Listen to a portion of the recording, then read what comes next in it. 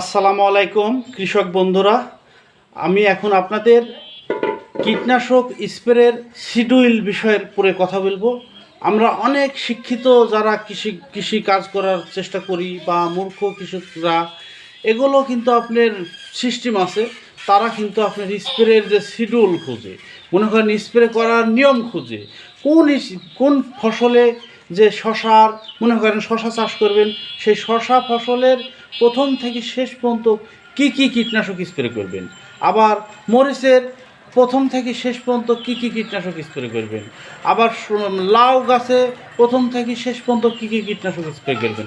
এ ধরনের কিন্তু আপনার শিডিউল খুঁজে বেড়ান, বা এ ধরনের কিন্তু আপনার শিডিউলের নিয়ম আছে। তো ভাই, এই শিডিউলে কিন্তু আপনার কোনো কাজ হবে না। এখানে আপনাকে ভাবতে হবে, শিডিউলে কাজ হবে না এই কারণে আপনাকে ভাবতে হবে যে শিডিউলে অনুযায়ী আপনার ওষুধ হয় না।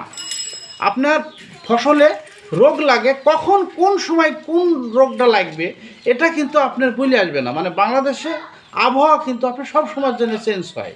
তাহলে এবার এই সেকেন্ডে মানে ঘন্টায় ঘন্টায় আবহাওয়া চেঞ্জ হবে, ঘন্টায় ঘন্টায় আপনার ওষুধের শিডিউলে কাজ হবে না। আপনাকে ফসলের জমিতে যাই আগে রোগ শনাক্ত করতে হবে, যে সমস্যা সেই সমস্যার ওষুধ আপনাকে ব্যবহার করতে হবে।